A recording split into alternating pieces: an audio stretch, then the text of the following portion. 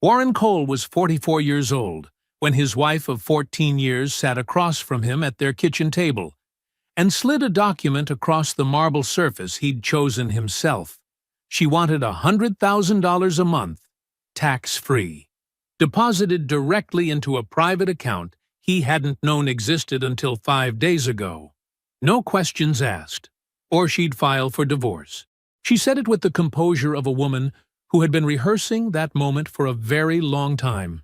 She was expecting panic, negotiation, the desperate compliance of a man too in love to think clearly. What she was not expecting was silence, and then a laugh. Quiet, genuine, the kind that doesn't perform anything. Warren picked up the document, looked at it one more time, folded it, and handed it back to her. Then he asked if she was eating breakfast. Diane stared at him like he'd spoken another language. She thought his laugh meant he had nothing. She thought his calm meant she had already won. She had no idea that the man sitting across from her had spent the last 5 days uncovering a betrayal so deep it had roots in a life she'd been building long before she ever said, "I do." And that laugh, the one she mistook for weakness, was the last mistake she would ever make. Before we jump into the story, comment where in the world you are watching from and subscribe, because tomorrow's story is one you need to hear. The steel beam swung 40 feet above K Street, suspended from a crane cable no thicker than a man's wrist. Warren Cole watched it rise, blueprints rolled in his left hand, hard hat catching the late morning sun. He didn't flinch, he never did. "Column line 7, he said to Marcus, his site foreman. 3 inches east.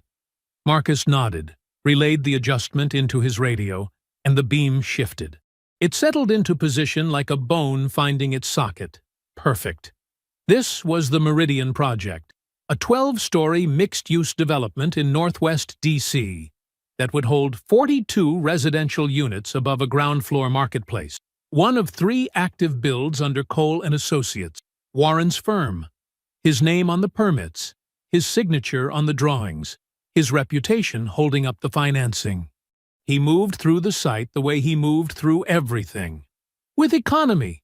No wasted steps. No wasted words. The crew respected him for it. They'd watched him climb scaffolding in a suit jacket to check a weld point 2 weeks ago. And before that, they'd seen him stay until midnight on a Friday to help resolve a foundation drainage issue that wasn't technically his problem. Warren Cole didn't ask his people to do things he wouldn't do himself. That was the rule. Had been since the beginning, when Cole & Associates was just Warren and a drafting table crammed into a 400-square-foot studio apartment in Pigtown, Baltimore.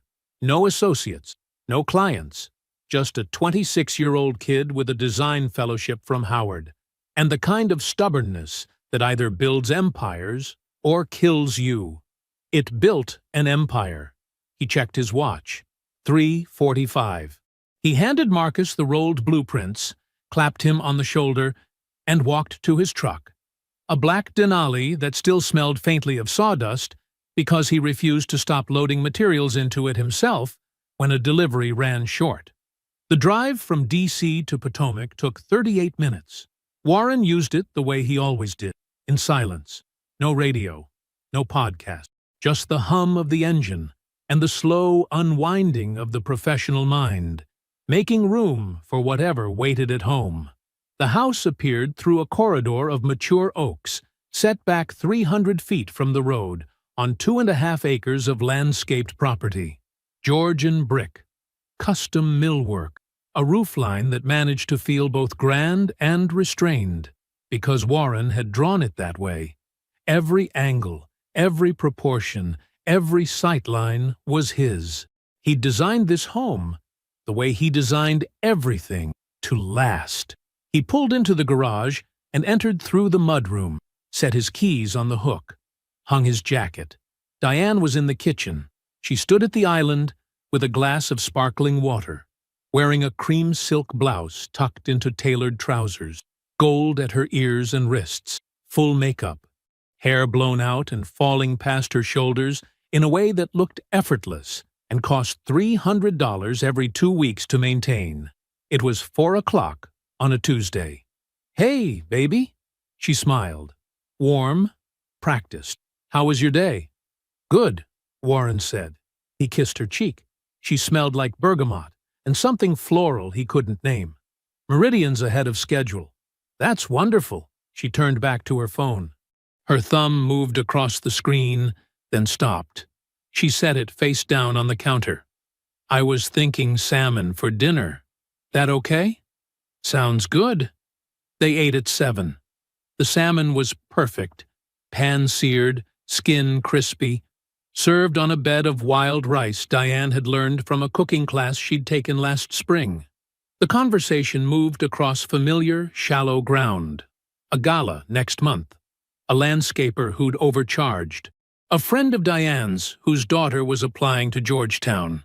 Warren listened, nodded, asked the right questions, noticed, somewhere beneath the surface of his attention, that Diane's eyes never quite settled on his, that her laughter arrived a half-beat too late, that the warmth in her voice had the texture of something rehearsed rather than felt.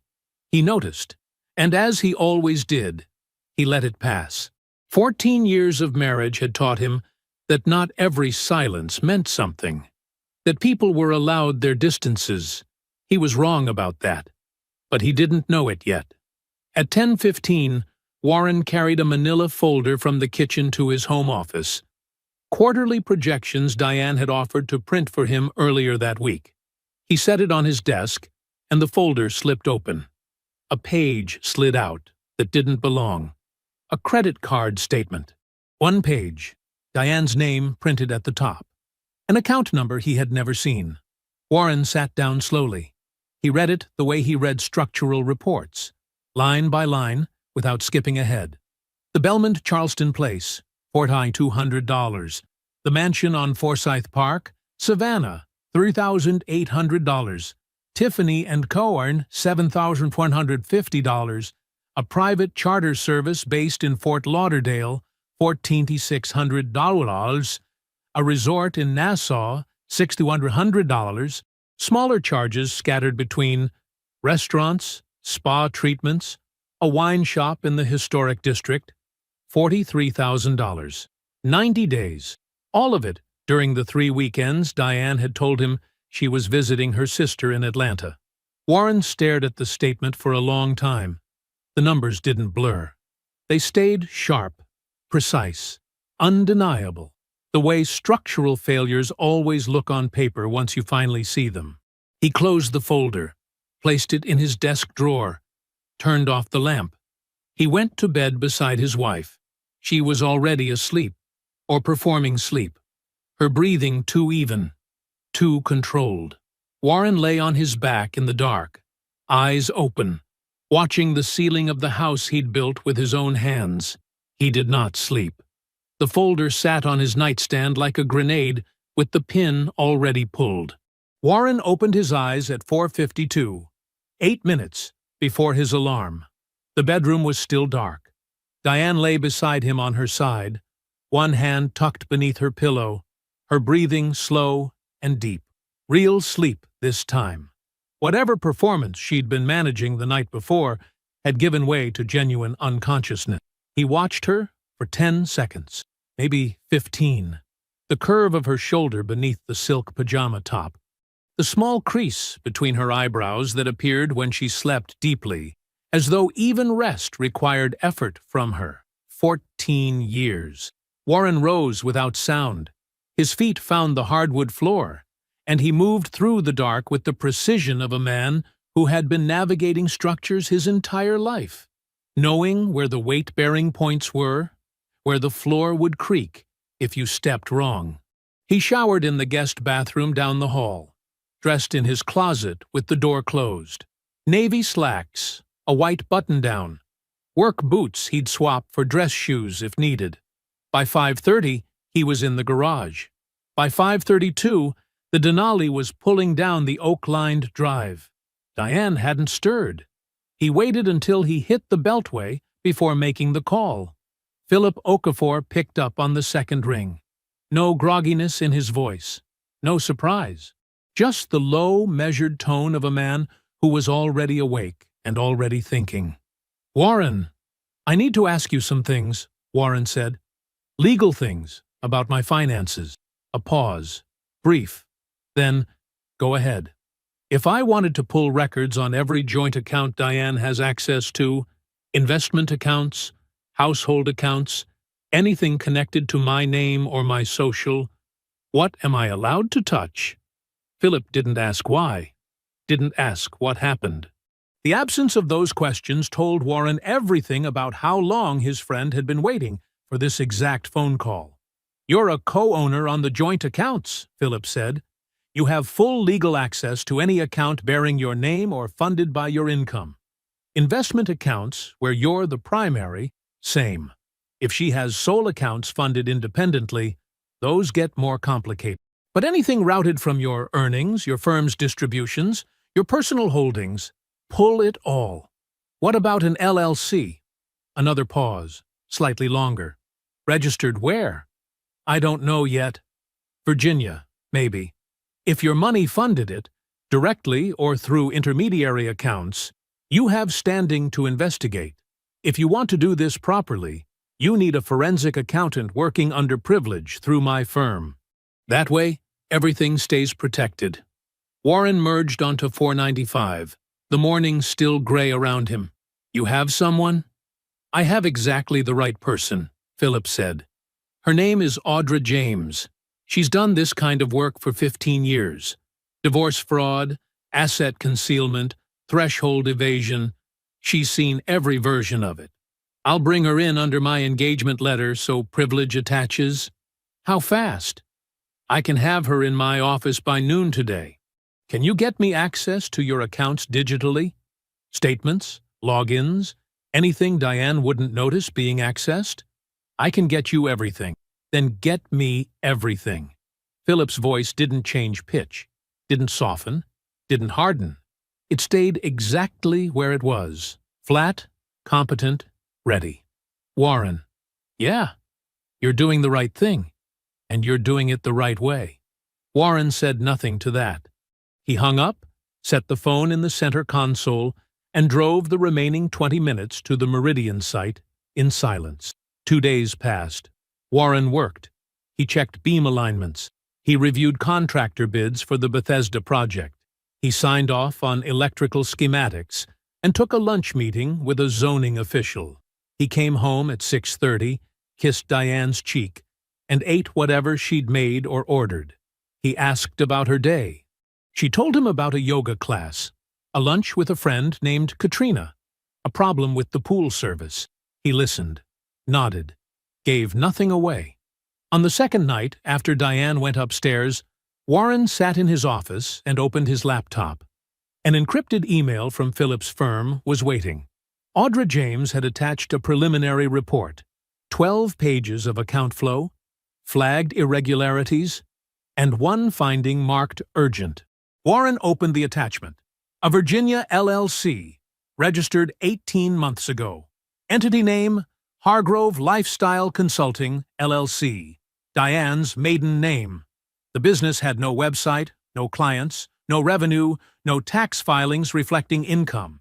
But it had received 4 wire transfers totaling $214,000 from accounts connected to the shell structure Audra was still tracing. Warren scrolled to the filing document. The registered agent was Diane, and beneath her name, listed as co-registrant and 20% member, Grant Ashby. Warren's hand stopped on the trackpad. His jaw tightened. Just once, just barely, and then released. Grant Ashby.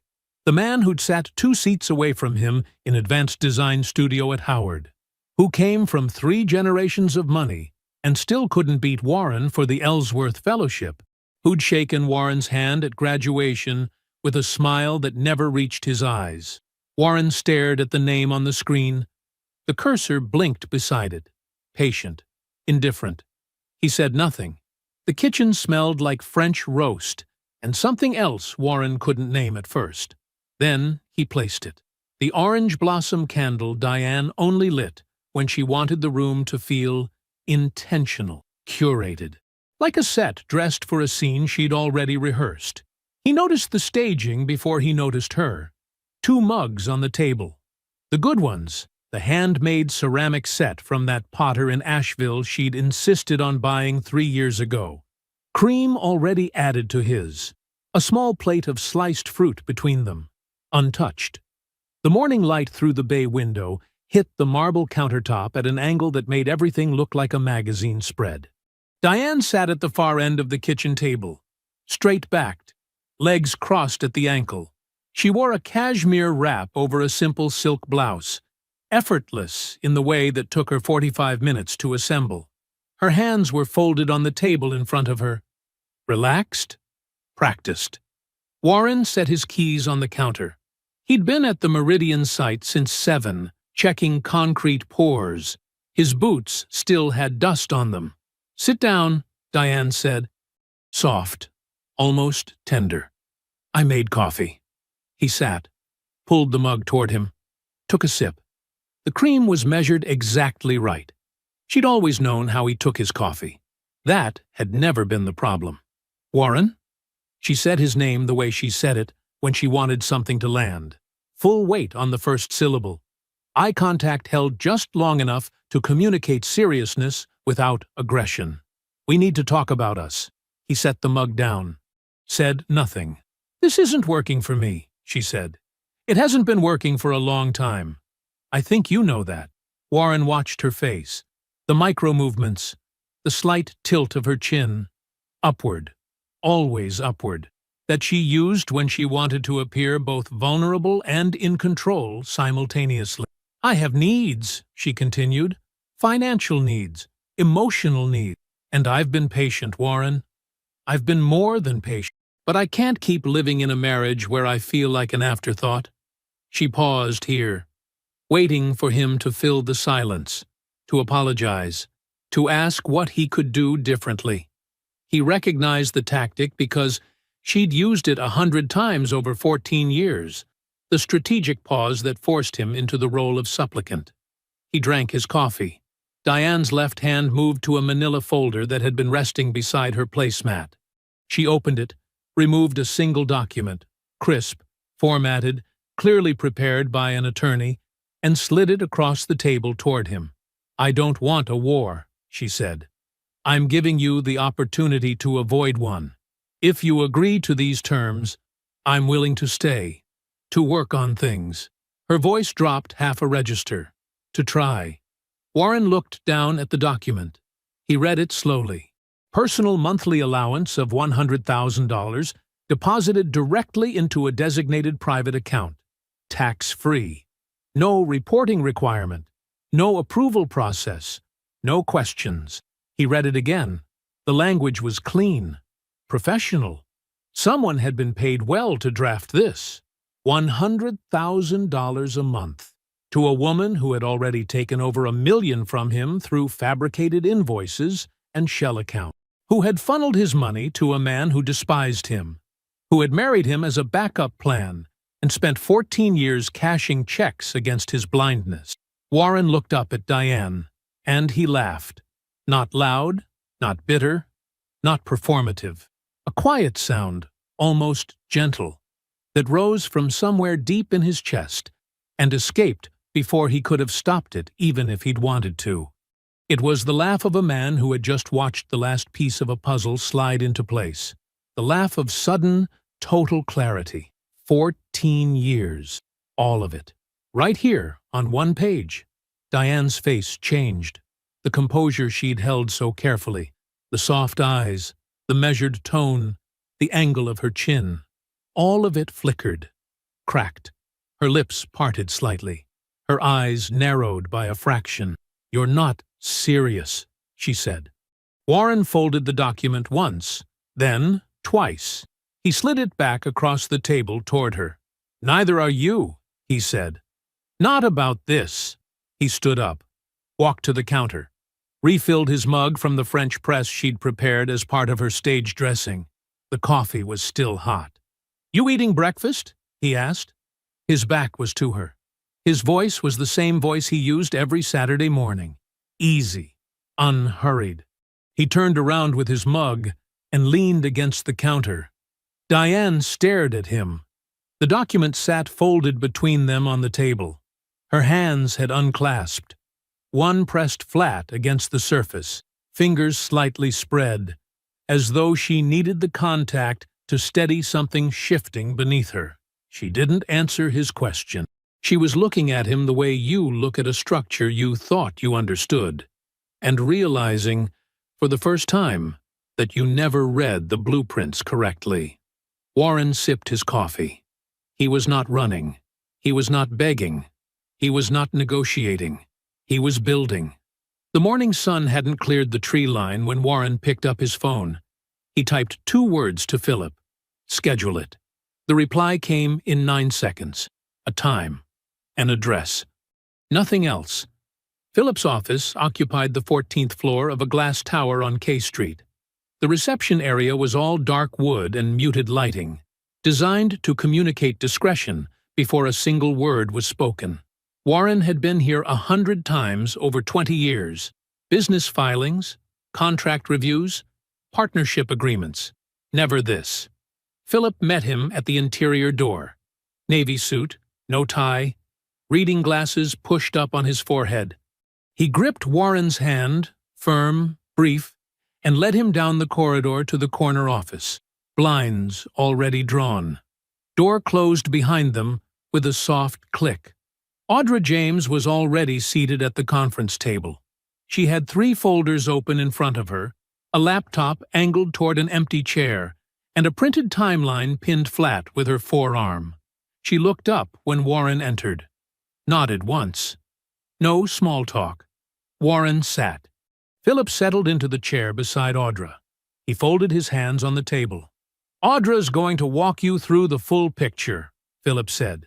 His voice carried the same flat calm he used in depositions. "I need you to hear all of it before you respond." Warren nodded. Audra turned the laptop screen toward him. A spreadsheet filled the display. Color-coded rows stretching back 6 years. She didn't touch the keyboard. She'd already memorized the numbers. "Your wife has been managing household operational expenses since 2018, Audra began. Her voice was precise, clinical, like a doctor reading lab results. Landscaping, maintenance contracts, interior renovations, household staff payroll, vendor relationships. You gave her full authority over those accounts." "I did," Warren said. "She used that authority to build a systematic extraction framework." Audra tapped the first folder. Fabricated invoices. Contractors billed twice for work performed once. Vendors that exist on paper but have no physical address, no employees, no tax filing. Payments routed to accounts she controls or has beneficial interest in. She slid a single page across the table. A list. 37 entries. Each one a payment Warren had never questioned because it came from a household account managed by his wife.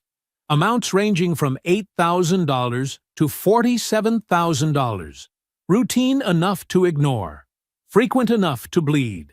Total extraction from your personal assets over 6 years, Audra said, is between $1.1 and $1.4 million. The number hung in the room. Warren looked at the page. His jaw tightened once. That was all. Audra opened the second folder. 3 of the fabricated invoices, totaling approximately $190,000, were paid to a company called Ashby Property Services, LLC, registered in Fairfax County, Virginia. She paused. The registered agent is Marcus Ashby, Grant Ashby's brother. Warren's hand rested flat on the table. Steady. "The money didn't just leave your accounts," Audra said. "It was routed. Deliberately. To him." Philip leaned forward. He removed his glasses and set them on the table. "Here's what I believe is happening," Philip said. "Ashby is assembling capital for a commercial real estate development in Northern Virginia.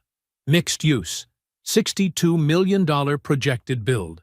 He's raising investor funds through a private placement, and his pitch materials reference a strategic partnership with Cole & Associates."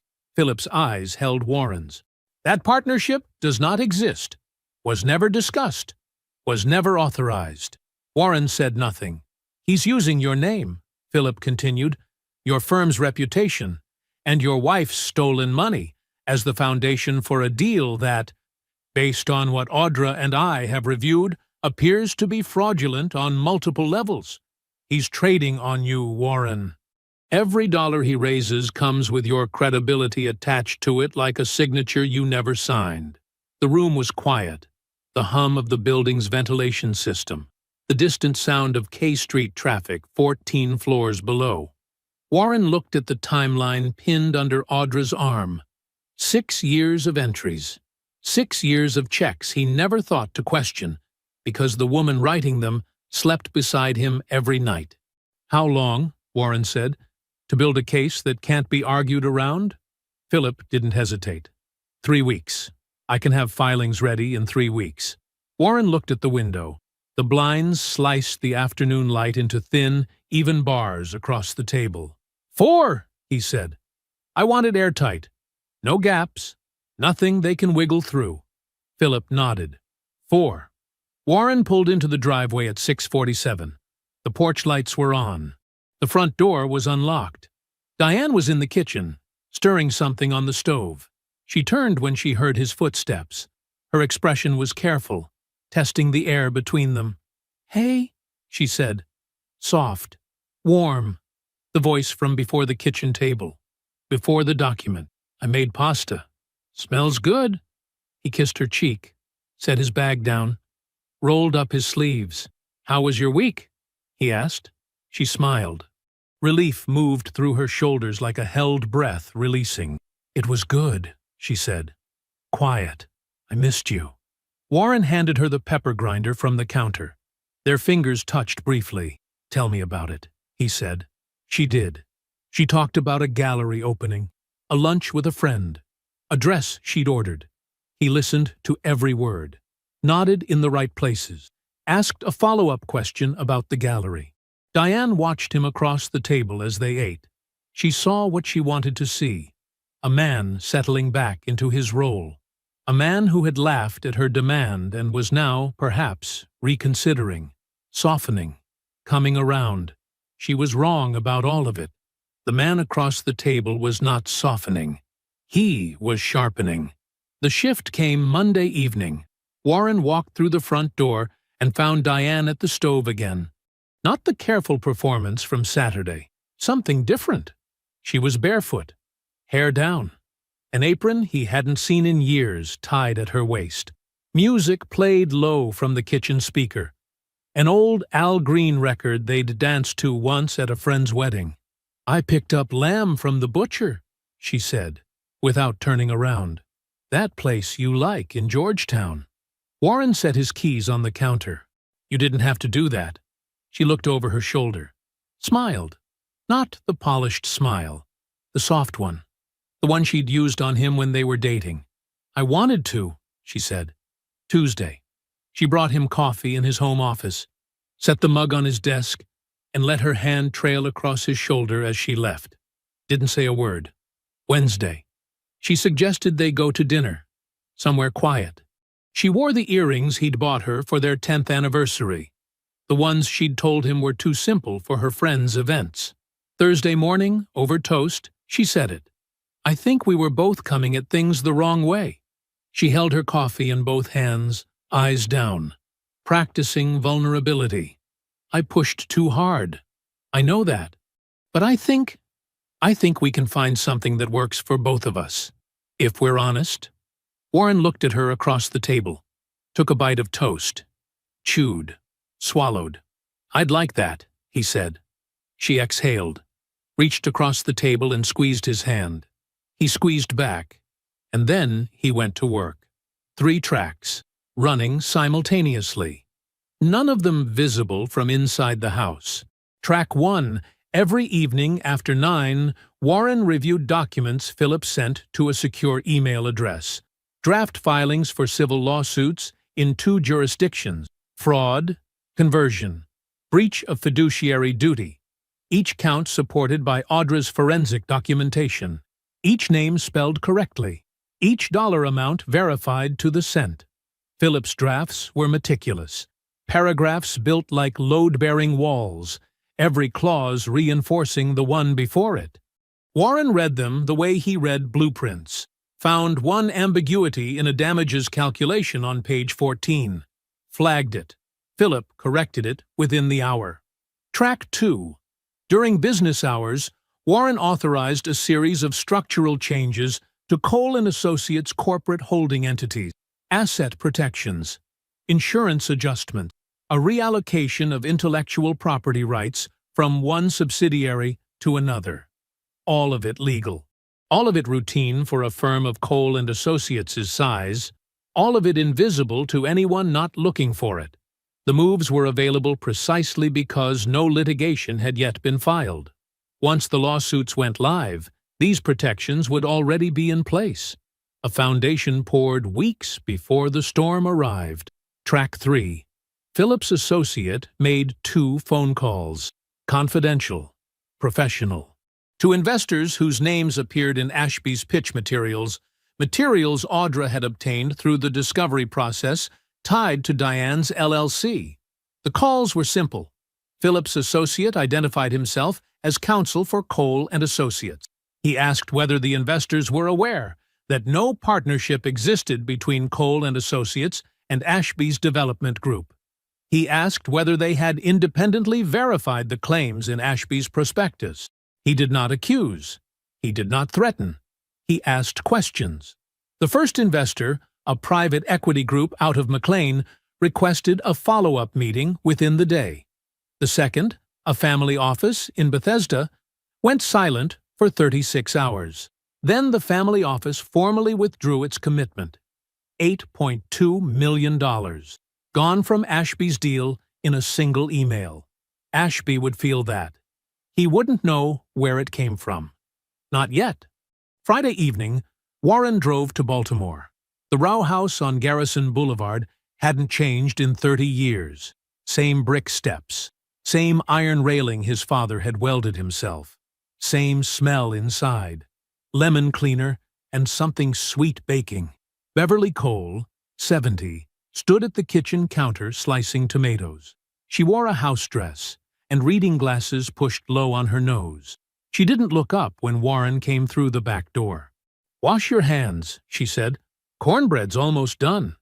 He washed his hands, set the table, poured 2 glasses of sweet tea from the pitcher in the refrigerator. They sat across from each other, the same table where he'd done homework as a boy, where his father had eaten his last meal at home before the hospital took him. Beverly ate in silence for several minutes. Then she set down her fork, folded her hands, looked at her son with steady eyes that had been reading children and adults for 4 decades. "How long have you known?" she asked. Warren met her gaze, didn't look away. He told her. All of it. The credit card statement, Audra's findings, the $1 million, Ashby, the LLC, the investor fraud, the lawsuits being prepared. Beverly listened without interrupting. Her expression didn't change. Her hands stayed folded. When he finished, the kitchen was quiet, except for the tick of the wall clock above the stove. She didn't cry. "I watched that woman scroll through her phone during your father's entire funeral," Beverly said. Her voice was even, not angry, certain. Every prayer, every hymn, her thumb just moving across that screen like she was waiting for something more interesting to happen. Beverly picked up her tea, took a small sip. "I knew then. I just didn't know how to tell you without you thinking I was just being a mother." Warren sat with that. Let it settle into the place where all the other truths had been collecting these past weeks. "You weren't just being a mother," he said. "No," Beverly said. "I wasn't." She reached across the table and put her hand over his. Her palm was dry and warm and strong, the hand that had graded 10,000 papers, that had held his face when he was small, that had never once let go of anything that mattered. "You handle it the way you need to handle it," she said. "And you call me when it's time." Warren nodded. He helped her wash the dishes, wrapped the leftover cornbread in foil, kissed her forehead at the door. drove home through the dark corridor of I-95 with the radio off and the windows cracked, the spring air cool against his face. Diane was already asleep when he got home. The kitchen was clean. A note on the counter in her handwriting. Saved you a plate. XO Warren read the note, set it back down, went upstairs. He brushed his teeth, changed, slid into bed beside the woman who had stolen from him for 6 years, who had loved another man for longer than that, who believed, even now, that warmth and a note and a saved plate could keep him managed. He closed his eyes, and for the first time in weeks, Warren Cole slept soundly. Warren made the call at 7:42 a.m. Saturday morning, parked in his driveway, engine off, coffee in the cup holder, still steaming. He pulled up the number Audra had found in the LLC filings, dialed, let it ring. 3 rings, then a voice, smooth, unhurried, the particular ease of a man who had never worried about where his next meal came from. This is Grant. Grant, Warren Cole. A pause, brief, just long enough for Warren to hear the silence rearrange itself. Warren. Ashby's voice recovered quickly, warmed itself into something friendly. Well, it's been a long time. How are you? I'm good. Busy. You know how it goes. Warren took a sip of coffee. Let the pause breathe. Listen, I've been thinking. It's been too many years since we caught up. You free for lunch this week? Maybe Tuesday? Another pause, shorter this time. Warren could almost hear the calculation, the quick mental scan for danger, finding none, defaulting to the assumption that had governed Ashby's entire relationship with Warren, that the working-class kid from Baltimore was too simple to be strategic. Tuesday works perfectly, Ashby said. Name the place. Warren named a quiet restaurant in Tyson's Corner. White tablecloths, low ceilings, the kind of place where conversations stayed at the table.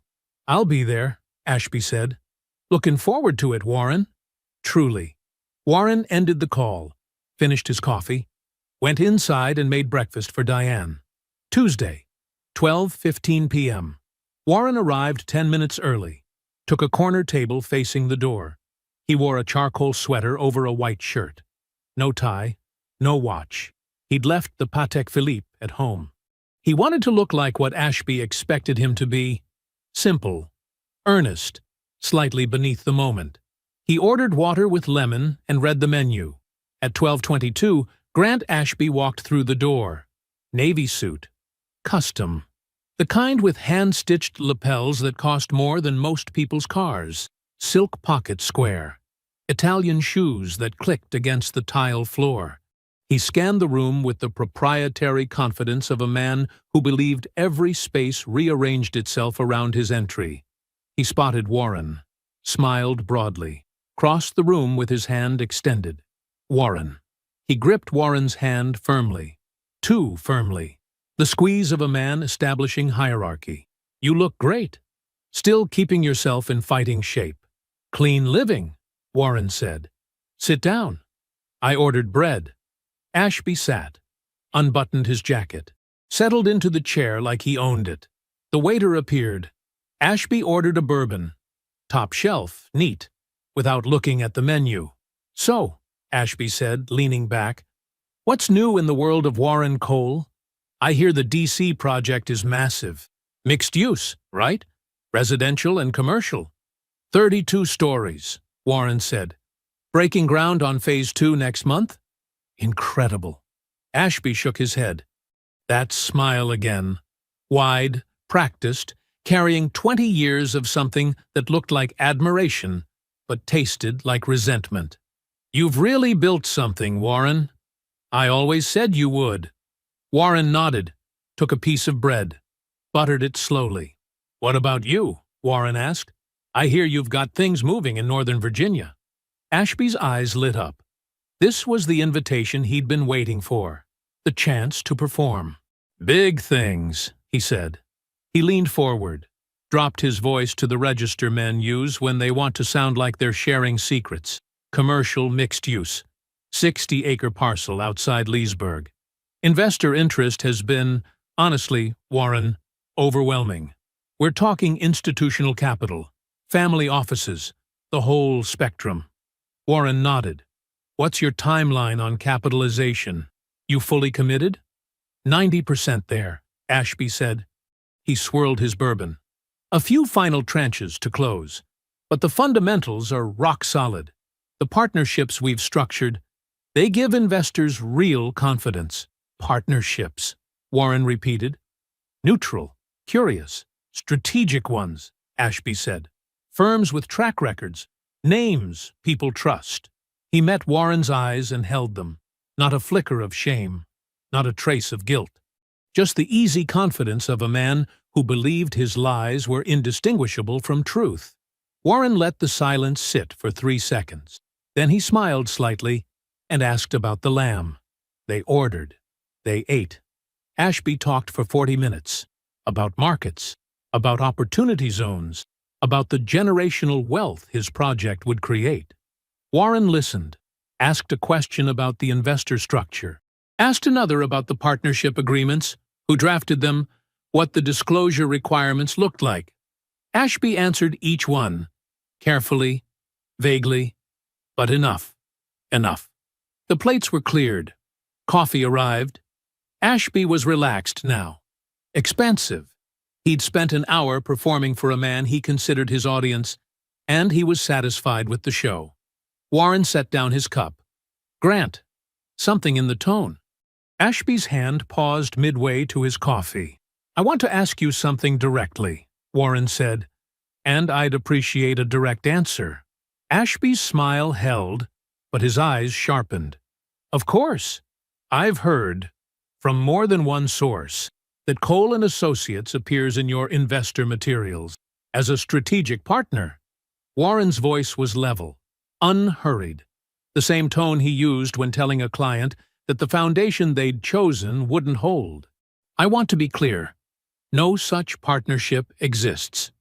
It was never discussed, never authorized.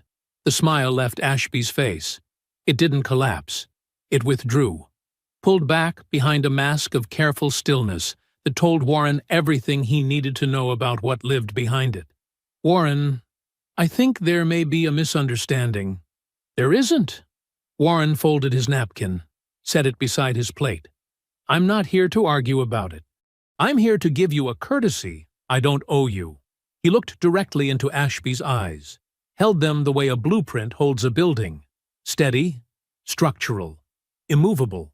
You have 48 hours to remove my firm's name from every document, every deck, every prospectus it appears in. Quietly, completely, Ashby's jaw tightened. His fingers pressed flat against the tablecloth. And if you don't, Warren said, Philip Okafor will be contacting the SEC Monday morning. And I don't think either of us wants that conversation. Warren reached into his pocket, placed 3 20s on the table, stood. Lunch is on me, he said. Good to see you, Grant. He walked out of the restaurant without looking back. The spring air hit his face. He breathed it in. Behind him, through the glass, Ashby sat motionless at the table for 11 seconds. Then his hand went to his phone. He called Diane at 1:47 p.m. She answered on the second ring. What followed? The panicked questions, the half-formed cover stories, the texts sent in rapid succession, the voicemails left and deleted and left again. All of it flowed through devices already subject to Philip's civil discovery authorization. Every word captured. Every timestamp logged. Every lie documented with the quiet precision of a system that does not care about intention, only evidence. They were building the rope together now, braiding it tight, handing it to the people who would use it. And neither of them knew. 2 days after the lunch, Warren's phone buzzed at 3:15 p.m. He was standing on the 4th floor of the D.C. project, watching his structural engineer test load bearings on the eastern wall. The wind came through the open framework in cold sheets, Philip's name on the screen. Warren stepped away from the crew, answered. "You free this afternoon?" Philip's voice was even, measured, the way he sounded when he was being careful with something. "I can be there by 5. "Good. Come alone." Warren pocketed the phone, watched the engineer tap the wall with his knuckle, listening for the sound that told him whether what he'd built would hold. Philip's office at 5:07 p.m. The blinds were drawn again, the same configuration as before. Philip behind his desk, a printed document face down in front of him. A glass of water he hadn't touched. But something was different this time. Philip's hands were folded. His expression was carefully neutral, which meant it wasn't neutral at all. Warren sat down, didn't speak. Philip studied him for a moment. Then he said, "Audra found something else. During the final discovery review." He tapped the document with one finger but didn't turn it over. "It's not financial." "Not exactly." Warren waited. "Diane had a cloud backup linked to the household account. Old one. Probably forgot it existed. It auto-synced with an email address she stopped using years ago." Philip paused. Audra flagged a thread of messages between Diane and Ashby. Warren's hands stayed still in his lap. "What kind of messages?" Philip turned the document over, slid it across the desk. "Read it." Warren picked it up. 4 pages. Audra's summary on top. Dates, context, source verification. Below that, excerpts. Fragments of emails pulled from a digital grave. The dates were the first thing that hit him. The messages began 8 months before Warren proposed to Diane. They were intimate, familiar, the language of 2 people who had been together long enough to have shorthand, inside jokes, a rhythm. Ashby's voice in the emails was different from the polished performance Warren had seen at lunch. Looser, warmer, possessive in ways that made Warren's stomach tighten. Then came the break. March of that year. Ashby ending it. Not cruelly, almost casually. The tone of a man who believed he could pick something up again whenever he wanted. "I need to figure some things out. You understand." Diane's response was 3 lines long, controlled, already calculating. 6 months later, she married Warren. He turned to the second page. The thread went silent for 4 years. Then, a message from Ashby. Newly divorced, casual, testing the water. "Been thinking about you? Coffee sometime?" Diane's reply came in under an hour. Warren read it twice. The warmth in it, the immediate availability, the way she wrote about her life with Warren. Not with hatred, not even with boredom. With the detached efficiency of someone describing a job. "Things are fine here, stable. He works constantly. I have time." Warren set the document down. The room was very quiet. The hum of the building's ventilation, the distant sound of traffic on K Street. Philip said nothing. Warren looked out the window. The city was blue-gray in the early evening light. Office buildings glowing from inside. People moving on sidewalks below, carrying briefcases and bags, going home to lives that were real or weren't. 14 years. He'd built her a house, designed it himself. Every room, every angle, every window placed to catch the morning light she said she loved. He'd worked 16-hour days, so she'd never want for anything. He'd believed that what they had was real, because he had made it real with his hands, his hours, his devotion. But she'd walked into it already belonging to someone else. He was the foundation she poured herself over until something better came back around. Warren breathed in, breathed out. His reflection in the window was still, composed. The same face his crew saw every morning. The same face Diane had looked at across 1,000 dinners without ever truly seeing. He turned to Philip. "Schedule the confrontation." Philip nodded. "Once. I'll have everything ready by Friday." Warren stood, put his hands in his pockets, walked to the door, stopped. Both lawsuits, filed the same morning. "Already structured for simultaneous filing," Philip said. "2 jurisdictions, the moment you give the word." Warren nodded. Then he said, "I'm going to call my mother. I want her there." Philip looked at him. Something moved behind his eyes.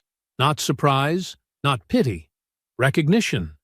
The understanding of a man who knew what Beverly Cole meant to her son, and what it meant that Warren wanted her in the room.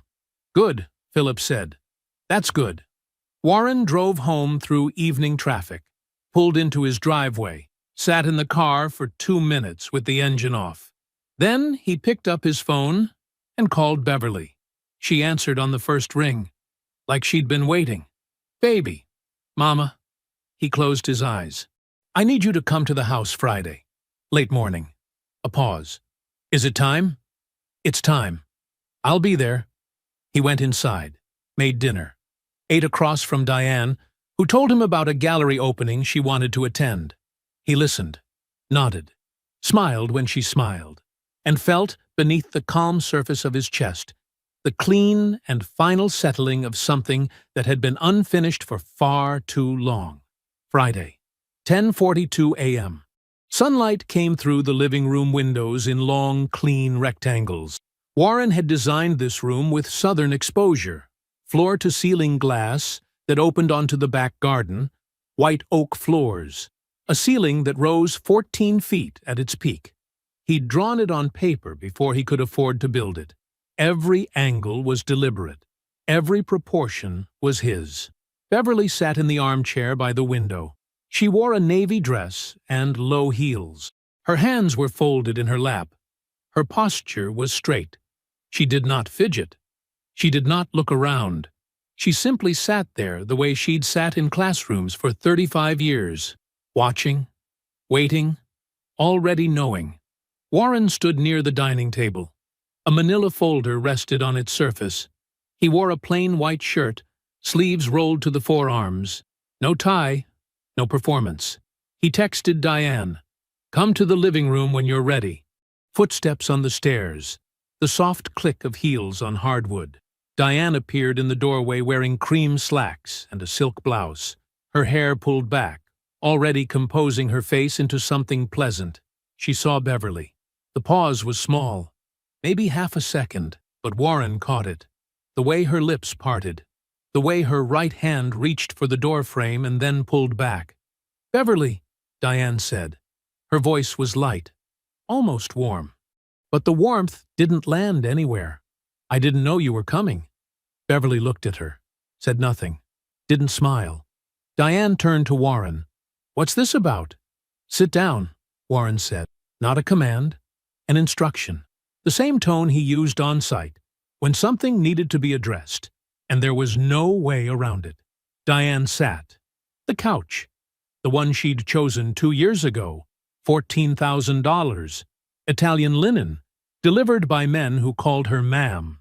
She crossed her legs, her fingers laced together in her lap, and Warren recognized the gesture for what it was, a posture of control, rehearsed calm. He opened the folder. "I'm going to walk you through what I know," he said. "I'm not going to raise my voice. I'm going to be specific. And when I'm done, you'll understand where things stand." Diane's chin lifted slightly. "Warren, if this is about the conversation we had..." "It's not." He pulled the first sheet. Audra's summary of the joint investment account transfers. 2 years of withdrawals, all beneath the reporting threshold. $380,000. "You've been moving money out of our joint investment account since 2021, he said.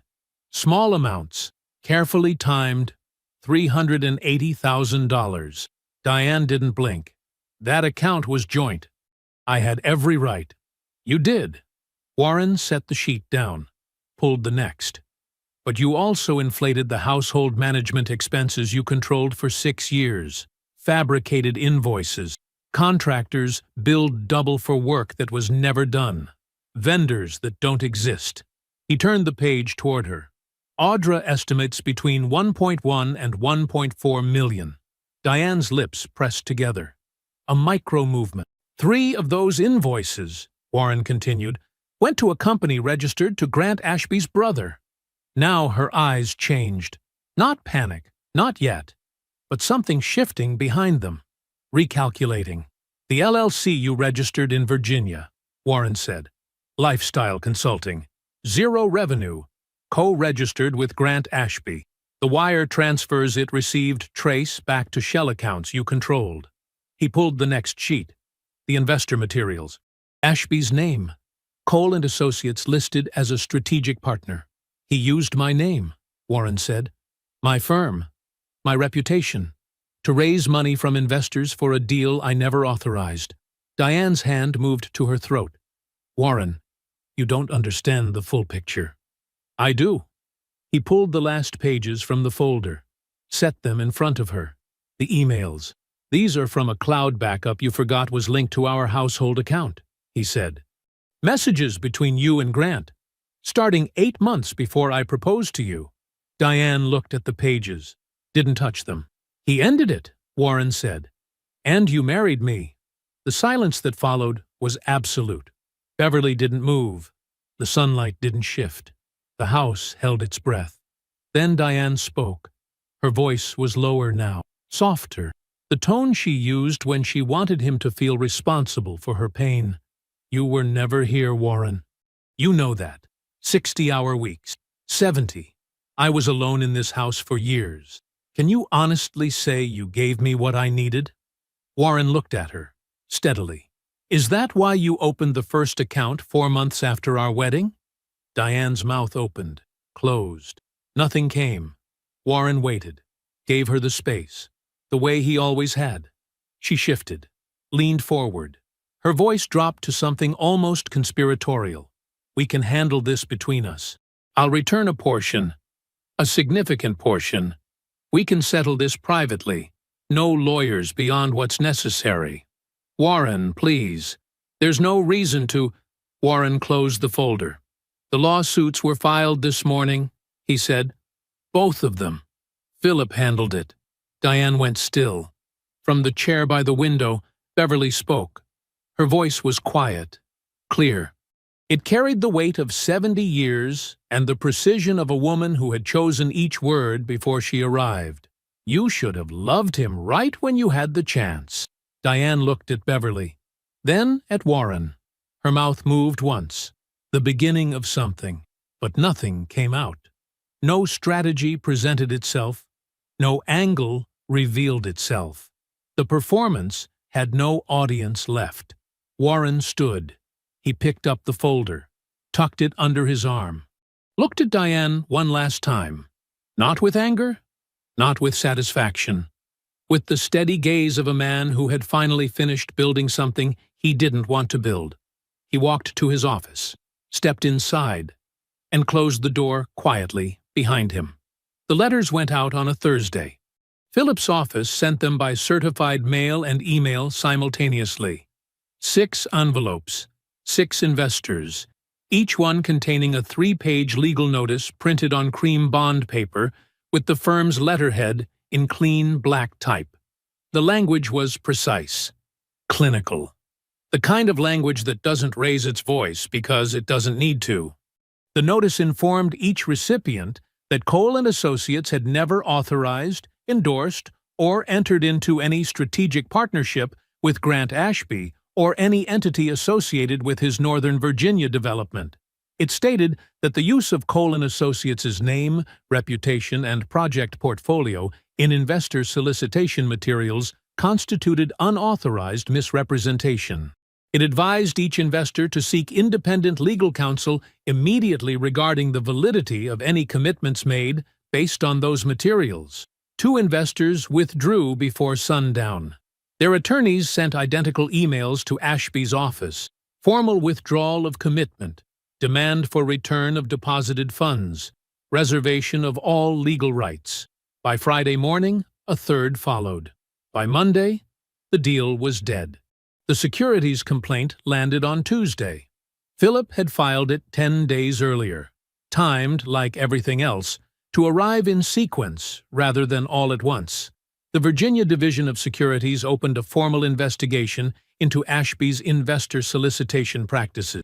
The complaint cited material misrepresentation in offering documents, unauthorized use of a third party's professional credentials, and potential violations of state securities registration requirements. Ashby's attorney, A silver-haired litigator named Harmon, who had represented the Ashby family for 15 years, reviewed the complaint, reviewed the civil lawsuit Warren had filed, reviewed the investor withdrawal letters, and made a decision. Within 72 hours, Harmon's firm issued a public statement that it was no longer representing Grant Ashby in any capacity related to the Northern Virginia development or associated matters. The statement was 2 sentences long. It said nothing about the reasons. It didn't need to. In legal circles, the withdrawal itself was the message. Then came the partners.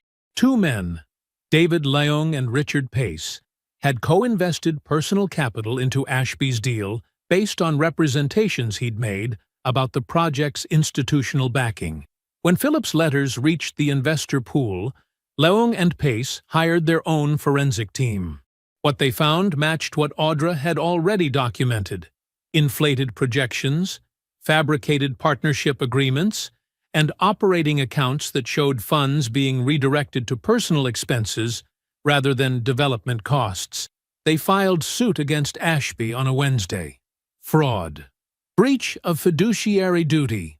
Conversion. The claims mirrored Warren's almost exactly, which meant that when the cases eventually consolidated, Ashby would face a wall of identical allegations from multiple directions, each one reinforcing the others.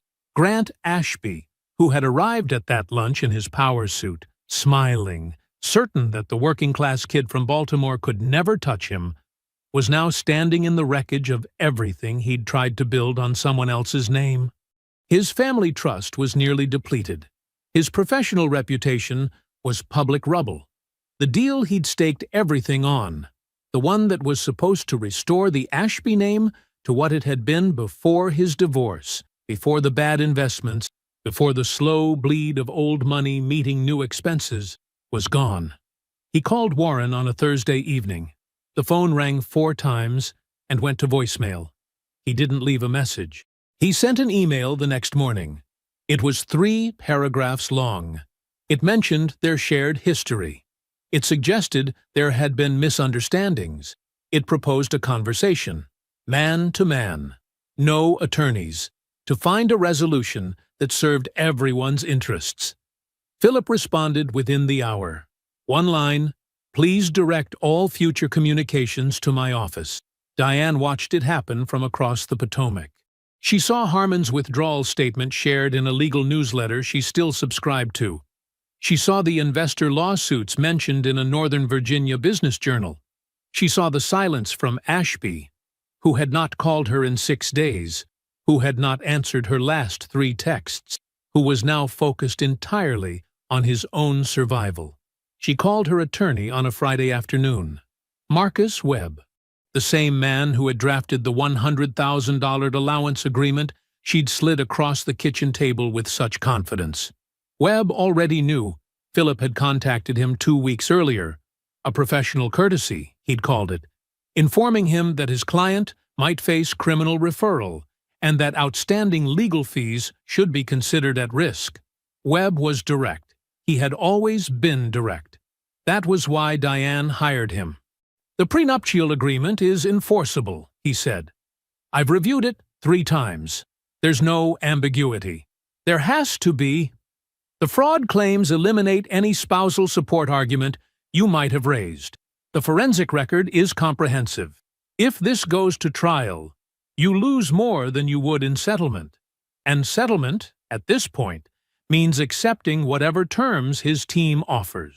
Diane was quiet. "You should prepare for the worst," Webb said. "And you should do it quickly." She set the phone down on the kitchen counter. The marble counter in the kitchen Warren had designed, in the house Warren had built. The exit she had spent 14 years engineering, dollar by dollar, document by document, smile by careful smile, had closed around her like a trap she'd built with her own hands. The steel rose 30 feet above him, raw and honest against the February sky. Warren stood inside the skeleton of Building C, the 3rd structure in a 5-building mixed-income development on the east side of Baltimore, 6 blocks from the apartment where his mother had raised him. The wind came through the open frame without apology, carrying the smell of concrete dust and cold metal. His hard hat was scuffed at the brim. His boots were caked with the red-brown mud that Baltimore construction sites always seem to produce, no matter the season. He'd taken this project at 40% below his standard rate. His project manager had raised an eyebrow. Philip had raised both. But Warren had walked this block as a kid, had passed the empty lot where Building C now stood every morning on his way to school, watching it collect broken glass and tall weeds and the particular neglect that cities reserve for neighborhoods they've decided not to see. Now there was steel here, load-bearing columns sunk 40 feet into bedrock, a frame that would hold 62 units, some market rate, some subsidized, all designed with the same care, the same materials, the same attention to light and airflow. You wouldn't be able to tell which units were which from the outside. That was the point. Warren ran his hand along a vertical beam. The metal was cold and smooth under his palm. Solid. Warren. Philip appeared from behind a temporary partition wall, hard hat tilted at an angle that suggested he'd forgotten he was wearing it. He was squinting at his phone, scrolling with his thumb. Your new project manager submits invoices like a man who has never seen a spreadsheet. I'm looking at line items that say, and I'm reading this directly, miscellaneous structural. What does that mean? What structure? Which miscellaneous? Warren smiled. A real one. Tell him I said to itemize. I've told him 3 times. He responds with a thumbs-up emoji. Philip looked up from his phone, disgusted. A thumbs up. From a grown man. Warren's phone buzzed in his jacket pocket. He pulled it out. A message from Audra James, the first he'd received from her in 5 weeks. Final civil judgment entered this morning. Combined award, $1.87. Enforceable immediately. Congratulations, Warren. He read it once, read it again. The number sat in his chest for a moment, not as triumph, not as vindication, but as a period at the end of a very long sentence. He pocketed the phone, looked back up at the frame. Good news? Philip asked. He'd been watching. Audra. Judgment's in. Philip nodded slowly. Didn't ask the number. He already knew what it would be. He'd built the case that produced it. Instead, he put his phone away and stood beside Warren, both of them looking up at the steel. Hell of a thing you're building here, Philip said quietly. Warren said nothing, but he agreed. Diane had moved into a 2-bedroom rental in Falls Church 3 months ago. The divorce was final. The prenuptial agreement held without challenge. Webb had advised her not to contest it, and for once she'd listened. The civil fraud judgment offset her settlement so dramatically that what remained was barely enough to cover 18 months of modest living. No Potomac estate, no investment portfolio, no lifestyle consulting LLC, no monthly allowance of any kind. The house Warren designed, every beam, every angle, every window placed to catch the morning light, belonged to him. The firm belonged to him. His name belonged to him again. Beverly arrived at 7 that evening with a foil-covered pan and the same canvas bag she'd carried for 30 years. Warren met her at the front gate of the construction site. She looked up at the steel frame and nodded once, slowly, the way she nodded when a student finally got an answer right after weeks of trying. Bigger than I thought, she said. 5 buildings when it's done, 62 units in this one alone. She handed him the pan. Sweet potato pie. The smell reached him through the foil. Brown sugar, cinnamon, butter. Home distilled into a single dish. They sat in the site office, a temporary trailer with fluorescent lights, and a folding table covered in blueprints. Beverly didn't ask about Diane, didn't ask about the judgment, didn't ask about any of it. She asked about the buildings. Warren talked for 30 minutes. Unit layouts. The community garden planned for the courtyard between buildings B and C. The daycare space on the ground floor of Building A. The way he'd angled the upper floors to maximize afternoon light. Beverly listened to every word, her hands wrapped around a paper cup of coffee, her eyes steady on his face. When she left, she kissed his cheek and said, "Your father would have liked to see this one." Warren nodded, couldn't speak for a moment, didn't need to. After her taillights disappeared down the block, Warren walked back to Building C. He sat on the concrete steps that would eventually lead to the main entrance. Just raw poured concrete now, still rough at the edges.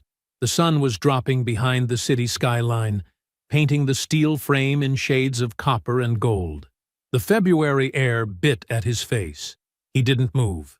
14 years. He thought about what they cost him. The money? Yes. The time? Certainly. But more than that, the years of building a life for someone who was never in the room with him, the years of reading her silence as contentment when it was calculation, the years of loving a performance and calling it a marriage.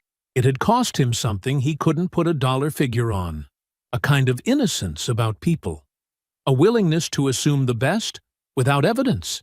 That was gone now, and he didn't mourn it. But he thought about what those years had built in him too, despite everything, despite her. Discipline so deep it had become structural, part of his frame, load-bearing, permanent. Patience that didn't bend under pressure but redirected it. The absolute refusal to panic when the ground shifted beneath him. The knowledge, earned, not inherited, that a man who built himself once could build himself again. Those were hers to take credit for, in a way she'd never intended and would never understand. Warren sat on those rough steps as the last light bled from the sky, and the steel frame above him turned from gold to silver to shadow. The city hummed around him, traffic, distant music, a dog barking somewhere on the next block. Baltimore, the place that made him. He was not bitter. He was clear. The frame rose above him, open on every side. No walls yet. No roof. Just structure and space, the bones of something real, waiting for the rest of itself to arrive. Warren looked up through the steel at the darkening sky, and for the first time in longer than he could remember, he saw only open space, and everything he still had left to build. I hope you enjoyed that one. Be sure to like the video and subscribe so you don't miss the next story. I've picked out 2 more for you that I think you'll really like.